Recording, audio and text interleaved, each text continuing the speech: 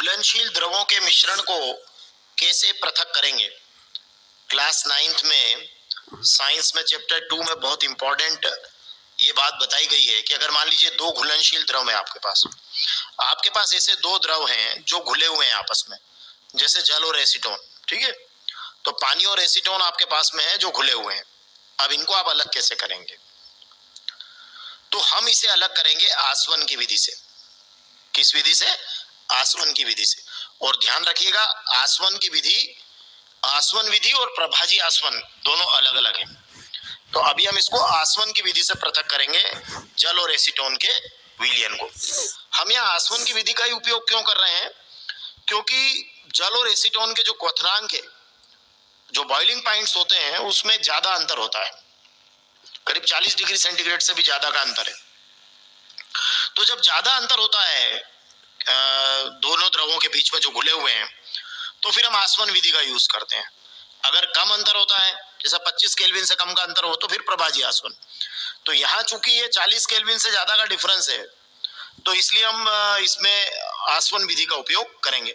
तो जल और एसीटोन के विलयन को, ये घुलनशील द्रव हैं, इनके मिश्रण को हम आसवन की विधि से अलग करेंगे। एसीटोन क्या होगा? जल्दी वाष्पित हो जाएगा। मतलब जब आप इसको गर्म करेंगे तो एसीटोन क्या होगा? जल्दी वाष्पित हो जाएगा। और जल उतनी जल्दी वाष्पित नहीं हो पाएगा, तो वो बच जाएगा। इसके लिए हम करेंगे क्या? जल और एसीटोन के मिश्रण को एक आसवन फ्लास्क में इस तरीके से ले लेंगे, ठीक है, और एक थर्मामीटर को इस तरीके से लगा देंगे। अब इस मिश्रण को हम धीरे धीरे गर्म करेंगे। देखिए बर्नर है, स्टैंड लगा दीजिएगा एक यहाँ पर, इस तरीके से एक स्टैंड करके क्लैंप कर दीजिएगा, ताकि ये हम इसको सही प्रकार से टिका सकें इस आसवन फ्लास्क को। और यहाँ से एक निकास नली दे दीजिएगा और जल संगणक से उसका संबंध कर दीजिएगा।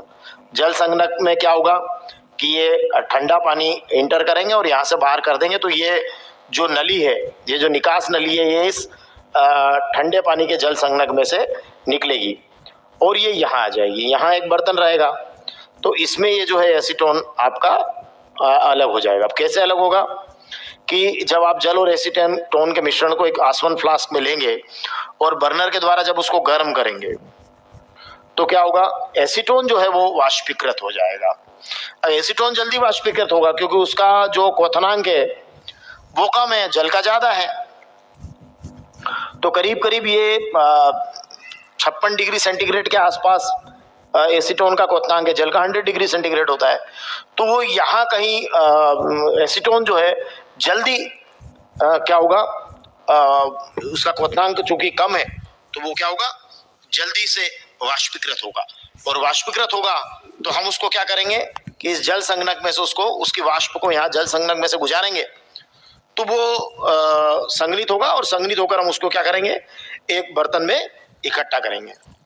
तो ये जल जो है ये यहाँ पर इस तरीके से आखिरी में ये जल यहाँ पर आसवन फ्लास्क में हमारा बच जाएगा। तो हमने जो सीखा वो क्या है?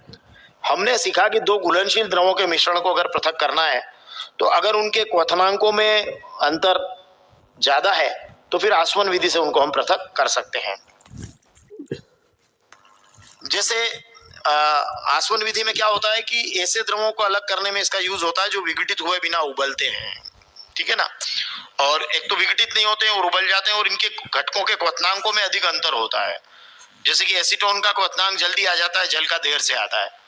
तो फिर ऐसे में क्या होगा कि हमने भी उस विधि को समझा है कि एसीटोन और जल के मिश्रण को आसवन फ्लास्क में ले लेंगे और आसवन फ्लास्क में एक थर्मामीटर लगाएंगे। उपकरण को, पूरे उपकरण को चित्रानुसार आप व्यवस्थित कीजिएगा। मिश्रण को धीरे धीरे गर्म करेंगे, एसीटोन वाष्पीकृत होगा और जल संगणक, ये यहाँ पर जल संगणक है, इसमें संघनित होगा और इस एसीटोन को बर्तन में ले लेंगे और जल यहाँ आसवन फ्लास्क में शेष रह जाएगा। और इसे हम कौन सी विधि कह रहे हैं? आसवन विधि कह रहे हैं। प्रभाजी आसवन विधि भी होती है, परंतु उसमें उन द्रवों को अलग करने में उसका यूज होता है जिनके बीच में 25 केल्विन से कम का डिफरेंस होता है। यहाँ तो डिफरेंस 40 केल्विन से ज्यादा है, इसलिए हम आसवन विधि का उपयोग कर सकते हैं।